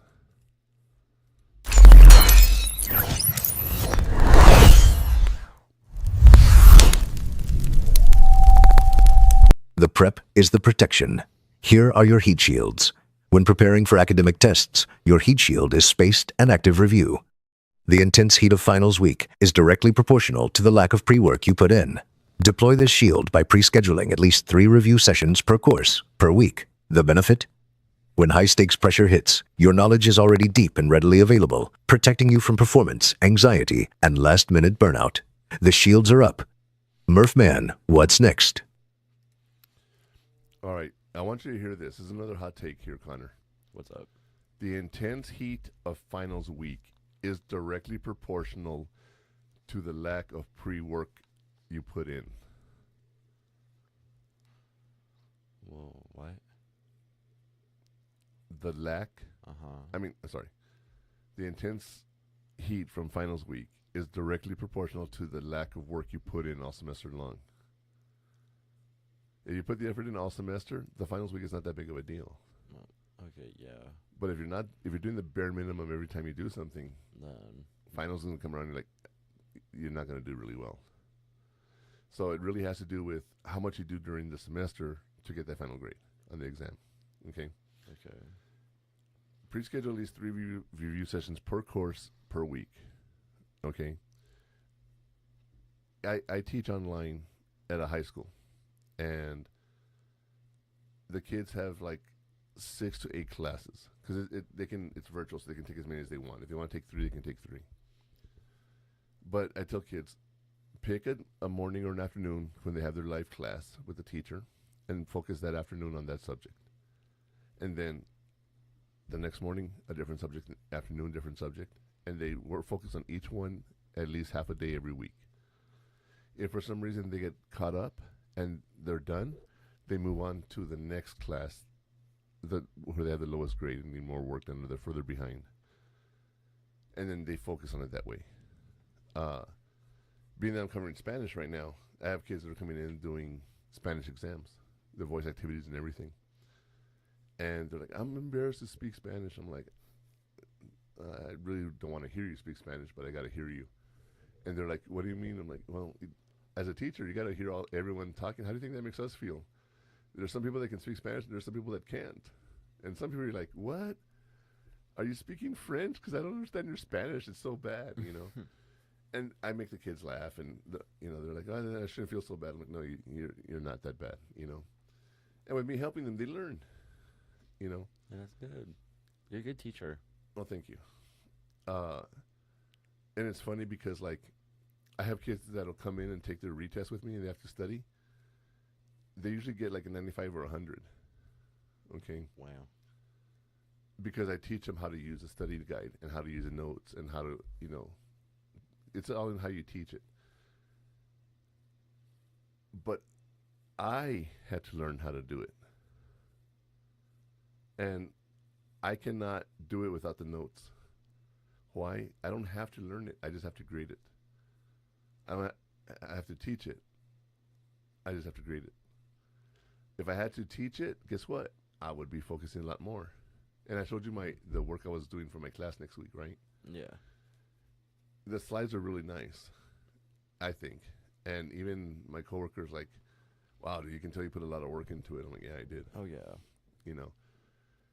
And I'm like, okay, the slides give you all the information that is in the notes. It's just presented differently, just like my PowerPoints here. Oh, yeah. I was going to say. Let me do that real quick. Let me show you guys how.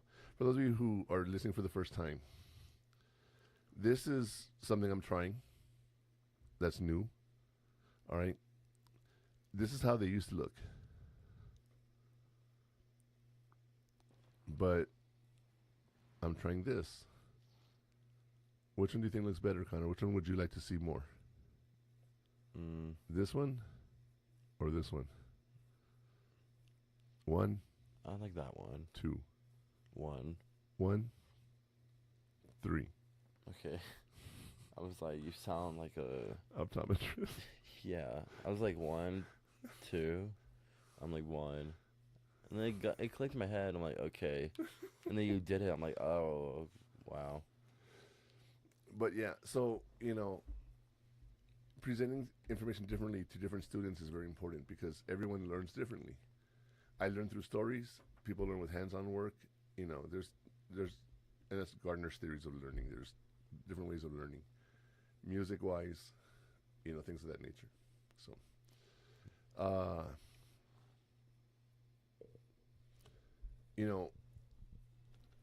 we've been talking here for like an hour, almost an hour and a half, and I want to get to the reflection questions where we talk about what we need to think about to move on and see what we learned today. So let's talk about the afterburn.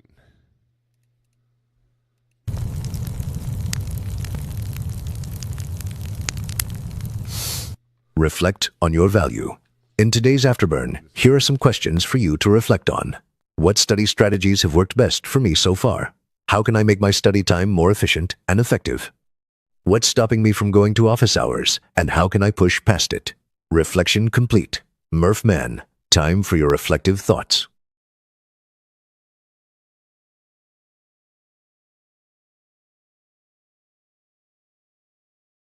me so far. We've talked about this with you, Connor. What do you think has worked best for you? So, I don't know. Maybe what I'm gonna say. Just getting away from France and going to a study room. Okay. And looking over the slides, like what I don't know. 'Cause I mean, I know like, yeah, but then I stop and I'm like, I write it down and then yeah, and then write it down, and then those are my flashcards. Right. And as you're getting better at using your flashcards, because like in high school you didn't really use any of that kind of stuff. That I just like. It came natural to you. No, I did the. I just looked. I'm like, okay, and then yeah. But then like before, I would go through it. I'm like, okay, that word means that. That's that connected to that, and then I get somewhat a good grade. When you were doing anatomy and physiology, you had to learn a lot of body parts, and that was not easy. You know, but if you tell me right now, I'm not gonna remember. But in high school, you didn't really care about what you were learning. Now you care a little more, maybe a lot more. Because this is my job, technically. Well, so. Maybe. We're talking about changing jobs. You never know. Oh, yeah. But for now. Yeah, for now it's this. So, you know, ask yourself what works for you, what doesn't. That's a very important thing. Also, how can you make your study time more efficient and effective? Because, yeah, you can sit there and you can read the entire book over again. That's not an effective time management skill there. Yeah. Okay. I would say... What's that? Oh, I would say just, like, focus on, like...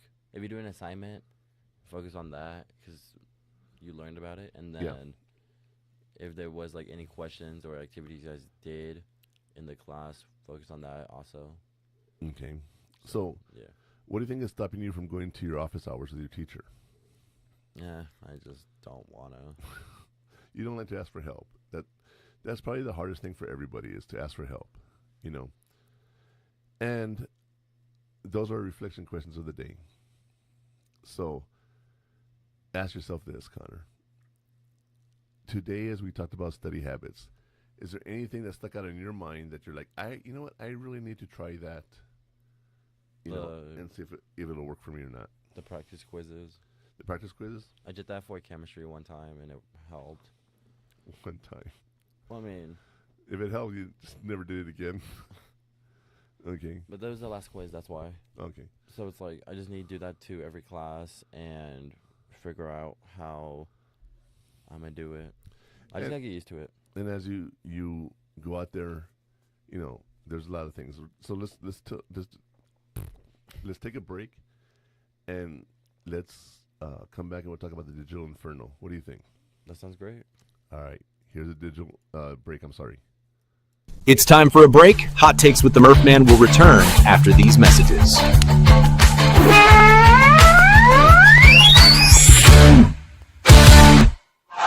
The station where our veterans' voices are heard. MBR Talk. Find us on the web at mbradio.us.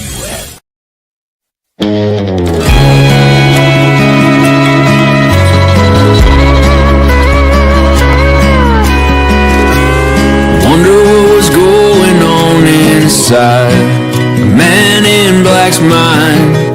Was he missing June? Was he thinking back when that picture was snapped? Was he wishing he could hold her? Did he know his life was over? Hey, that camera flashed the last picture of Johnny Cash. The lines alive there on his face show hard living and show grace. A story told in shades of black. Was he whispering a prayer through that cold and lonesome glare? The day the camera flashed the last picture of Johnny Cash.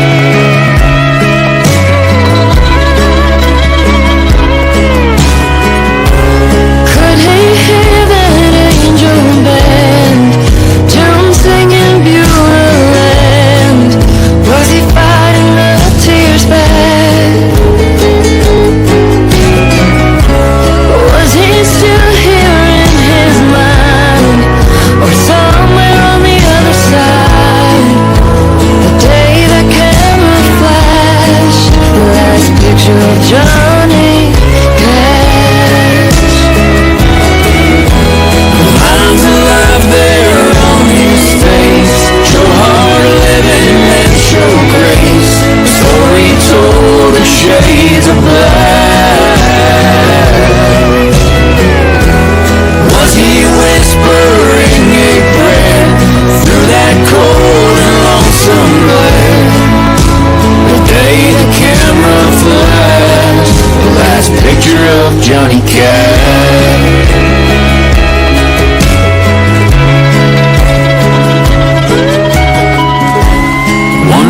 is going on inside Man in Black's mind.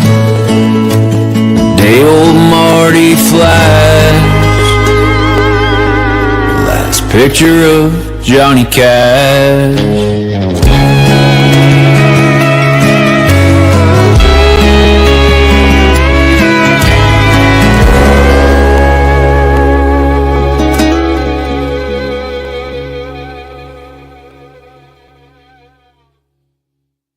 Before we get back to the show, remember that Hot Takes with the Murph Man is partnered with Stream915.com, the place for premium content you won't find in the live podcast or on socials. Visit purehottakes.com to connect on socials and unlock your discount link to Stream915. Talk about technology. One of my favorite segments to talk about. Of course it is. You Sorry, know, scratch my chin. AI and all that, right? Mm-hmm. Hold on. Something you did this morning. You have your little razor, Oh, yeah. and I always check it for you to see if it needs to be charged or not, right? And it was dead. So I tell Connor, like, hey, how come you let your charger die? He goes, oh, it's had a long battery. I never had to charge it. I'm like, yeah, Connor, I charge it like once a month for you.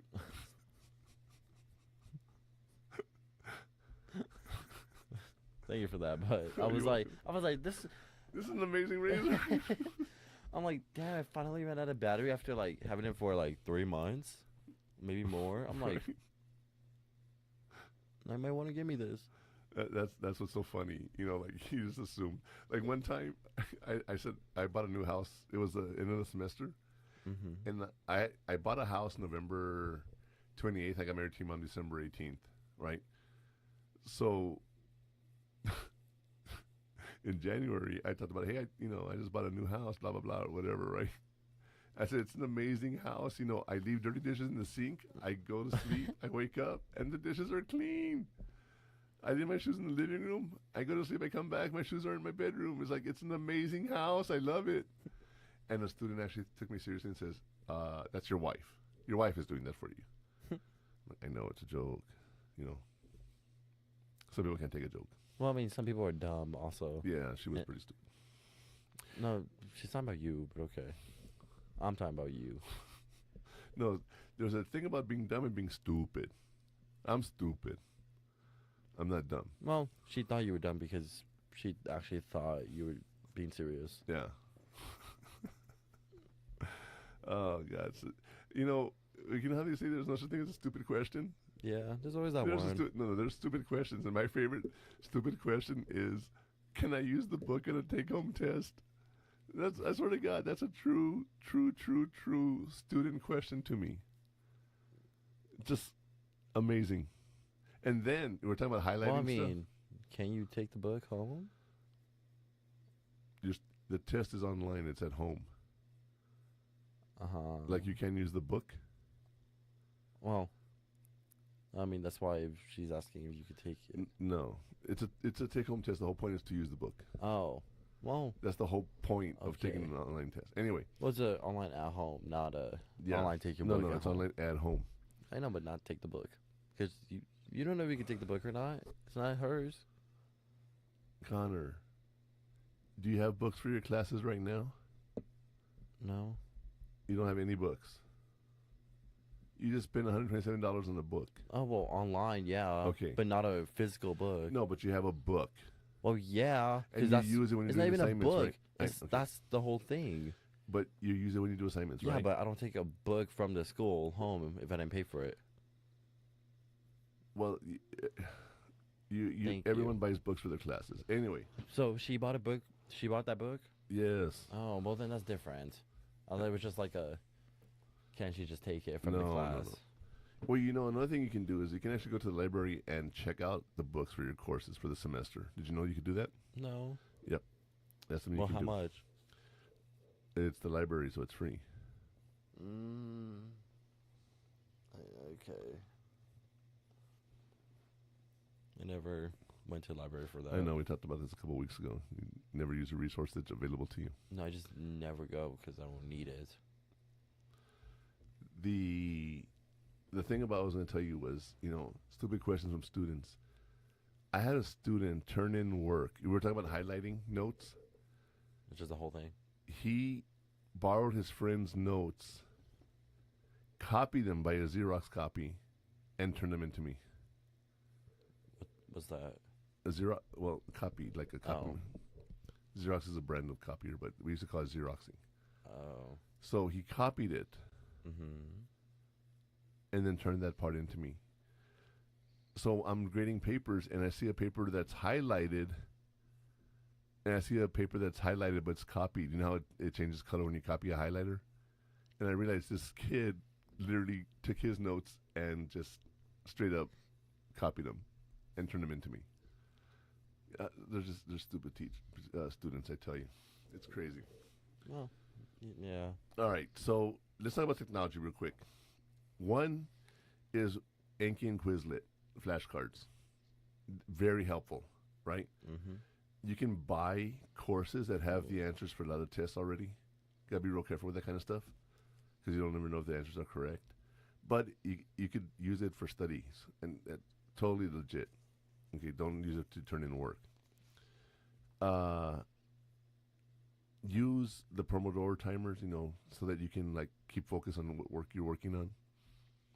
You also want to do that spaced repetition where you practice it over time, not just over one night, right? Yeah. We talked about AI, using that to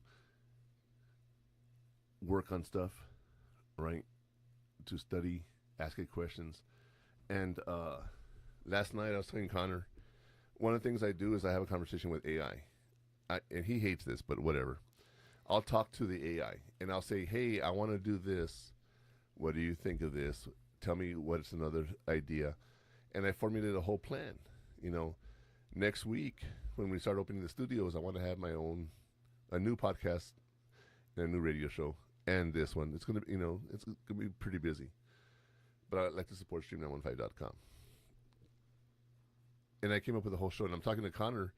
I got this segment, I got that segment, I'm doing this, I want to do that, right? Yeah. And you're like, that's actually pretty cool. Do you remember? Now I'm going to see if you can recall what we talked about. What's the name of the segment that you liked so much?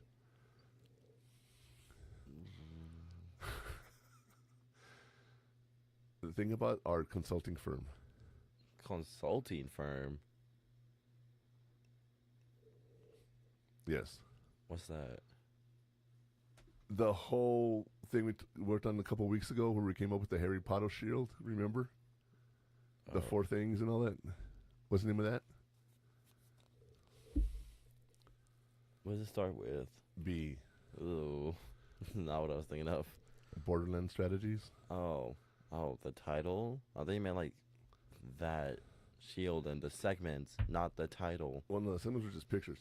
But that's what we're talking about, segments though, not the title. What's the name of the segment on the radio station?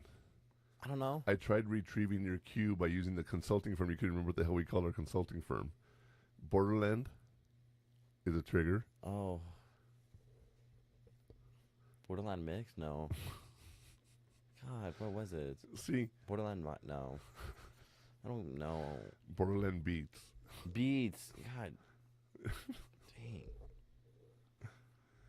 Dang. I even tried cueing you. And again, we go back to the way you store information is very different than the way my brain stores information. Yeah. But yeah, you guys, use AI and use it properly. You don't want to go too crazy with it. Just like you? You know I was going to go there. Yeah. But and I've told you before, the knowledge that I share on my scripts and everything is my knowledge. It's just AI helps me write it. Yeah. And talks to you about new ideas. Well, yes. Don't even. No. For the podcast here, not really. Well, any of it. For yes. all the other stuff I'm doing, yeah. It gives me new ideas. We go back to my DJ name, remember? Do you remember what my DJ name is? What I want to call myself? Not DJ Mix. No. That's Spotify. What did you? I don't think you ever I'm going to made be doing 80s music. 80s and 90s. DJ 80. Oh, that's right. DJ 80. See, now that works if you actually see it, but on the radio, if I say, "Hey, I'm DJ 80," that's not gonna make anyone any sense. So I'm just gonna stick with Murphman. Yeah. But yeah, so the things that I'm going to be trying to do is just going to be for fun. It really is. Support the new studio, get some exposure there, and just practice. A lot of practicing. Javi's talking about doing live streaming for gaming. Ooh. Right. And I'm like, that would be cool, right? And then, like, he was talking about this Grammy nominated, maybe a Grammy award winning. I don't know if he's nominated or award winning. I mean, nominated is actually good also. Well, yeah, but it'd be funny, like, he was like, I'm gonna ask him about the white parties with Diddy. Okay. Please don't. Why not? Please don't ask that. Out of all things. Out of all things. Well, let me ask you a question. I'm assuming he does hip hop. Okay. Mm-hmm. If you could not meet him, but when you talk to him, what artists would you want to learn more about? And you know what I mean? Be ready for that. Well, I don't even know who it is. I know. I'm going to find out for you. I'll get the details for you. Okay. But wouldn't it be cool? What? No. Just thinking. Okay. Wouldn't it be cool? Like, and that's the thing. You network with people, right? I met Javi, and Javi, I mean, this guy. There's other people I'm meeting with, other things. Yeah. And you said from Cali? Yes. Huh. Remember, Javi used to hang around with, like, producers and stuff. He still does. Well, yeah. Like, yesterday we went to a bar and he knew the DJ. Well, actually, he didn't know the DJ specifically. He asked him, "Do you work for this guy?" And he goes, "Yeah, well, I know that guy," And it's like, he knows people. Yeah, I know your boss. Yeah. Yeah. Yeah. Hey, Oh, God, what happened? This is some knowledge I'm going to drop on you. Okay. You know what a Karen is, right? Uh-huh. Did you know the name Karen is not being used anymore? What are we calling them now? Jessica's. Oh, no. Yeah, yeah. No, I just say the B word. That's it. Beautiful? The other one. Bootylicious? Oh, I was going to say brilliant. Brilliant? Yeah. But no. I know what it stands for. It was funny because when I do counseling, kids will say, B word. Like, okay, just because you say B word, you're still saying the word because you know what you mean when you say that. Yeah. Well, it's true. Mister, he said the F word. What, failure? Feedback? Right? Our episode last week? Yeah. Right? But anyway, yeah, so it's going to be Jessica. That's the new term. I'm not calling it Jessica. Well, you're going to start hearing that. Let's see if that comes true or not. That's something I've noticed. We'll find out. The other thing is, with AI, we're talking about, studying and everything. You really can use it. It's an amazing tool. Think about it. Go over there and see what you can use it for. Ask it. I want to study this class. What do you recommend? Right? Mm-hmm. So that's something to use AI. Technology, it's part of our lives now. We carry technology with us in our phones. Right? Yeah. There's more computing power in our phone than what took the astronauts up to the moon. It's crazy the stuff we can do with the phone nowadays. And really crazy. It is. And use it wisely. Don't become dependent on it. But you can use it to think a lot differently. Like we have my niece who hates us using AI. Us. Well, us, those of us who use it. Oh. And I told her, I said, it just helps me write my stuff out, and it's just much more efficient. And she's like, yeah, but you're killing trees and doing all this. And I said, yeah, I am. I'm not going to lie. That's just a part of life right now. Yeah. And she says, does it make you dumber because you're not doing your own work? And I'm like, I disagree. I am doing my own work. It's just helping me write it. So people won't agree with it, but I will tell you right now, if you're a college student, you need to learn how to use AI to help you study. It works. Yeah, you would need to. Personal experience, yeah, I need to learn more. I guess. And it's not that you need to learn how to use AI and become an AI specialist or anything. Like I was telling Javi yesterday, he uses Gemini and he stopped using ChatGPT, and I told him what a gem is and everything. And then it's funny because technology, I said, in Gemini you can write a gem, which is like a pre-printed script. So you can say, every time I give you this information, review these 5 documents and give me this. So it doesn't give me anything extra, because AI will give you those hallucinations and they just give you some BS stuff. Yeah. But when you use a gem, it's specific to the document you put into it. So if you're not happy with what you get, like for example, I could put in a course syllabus, right? I could put in the skills needed for that course. I could put in a PDF copy of the book. I could put in 5 or 6 different test banks. And then I'll say, I am working on chapter 1. Give me a question. Give me a test that has 15 multiple choice, 1 essay, 3 fill in the blank, and it'll give it to me. Now, the way it used to be is you download the program to your phone or to your computer, you click, and I say, I want these questions, and it does it for you, right? You could also just say, I just want 10 multiple choice questions that are, 3 easy, 3 hard, and 4 medium. And it would give it to you. So it's not doing anything different than what I was using the test banks for. Right, but the thing with AI, you're not guaranteed it's going to be right information, so you have to go back and review it.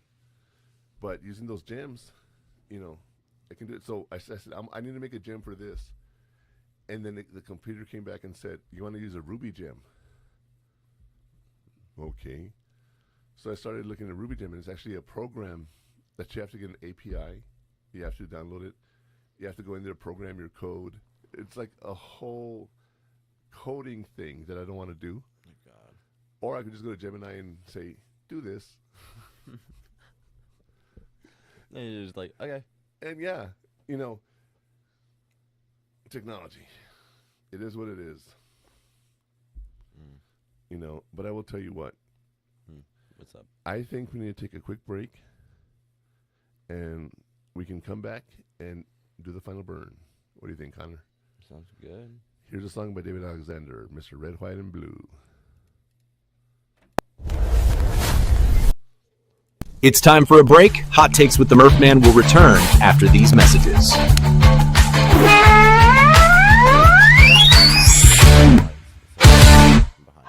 The station where our veterans' voices are heard.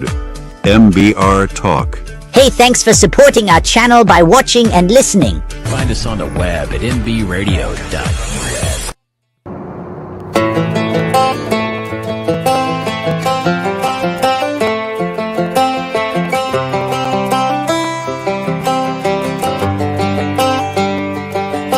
It's the guts and it's the glory. 100 stripes, 100 stories. It's the Pledge of Allegiance on the 4th of July. It's them handwritten letters from home. It's them sleepless nights alone. It's his newborn baby he left with his wife. Mr. Red, White, and Blue, lay down, here's a line. Mr. Red, White, and Blue, for these stars and stripes. Hey, from the fields of Indiana to the swamps of Louisiana, to the golden coast of California, Uncle Sam's the only family he's got.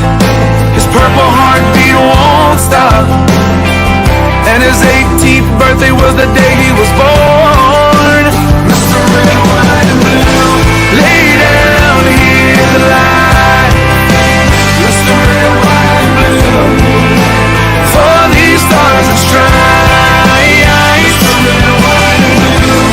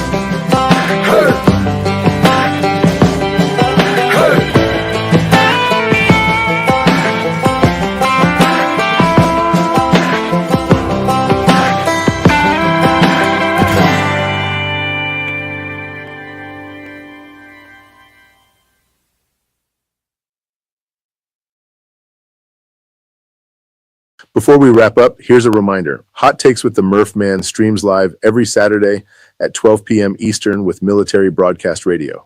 At mbradio.us, we give veterans a voice and help them launch their own podcasts.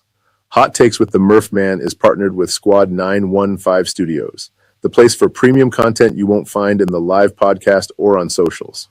At stream915.com, we are a local platform made for El Paso with content exclusively created by El Pasoans. Check it out. It is free to create an account. Visit purehottakes.com to connect on socials and unlock your discount link to Stream915. Itself a few times. I know. I heard I saw the stream now like 3 times. I'm like, oh. Yeah, sorry about that. All right, so we're back for a final quote-unquote segment, which is the final burn. This is our final thought of the day before we end the show.